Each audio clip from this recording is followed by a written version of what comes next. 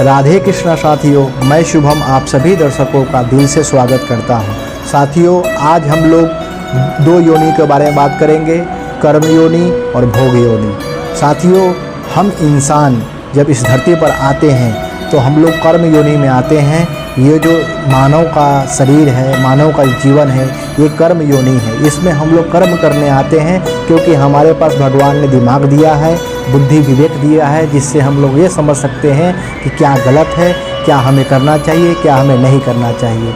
तो इस योनि में हम लोग को अच्छे कर्म करना चाहिए, धर्म के मार्ग पर चलना चाहिए, अधर्म नहीं करना चाहिए।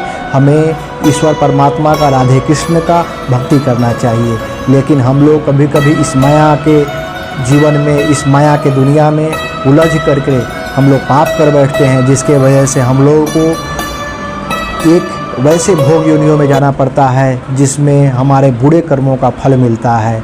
जैसे कुत्ता, बिल्ली, न जाने 84 लाख योनियों में भटक करके हम लोगों को अपने कर्म को भोग करके फिर वापस इसी मानव जीवन में ही आना पड़ता है। फिर हम लोग अच्छे कर्म करते हैं, फिर उस अच्छे कर्म के हिसाब से हम लोग स्वर्ग पहुंचते हैं और अपने अच्छे कर्मों के लिए स्वर्ग भोगते हैं।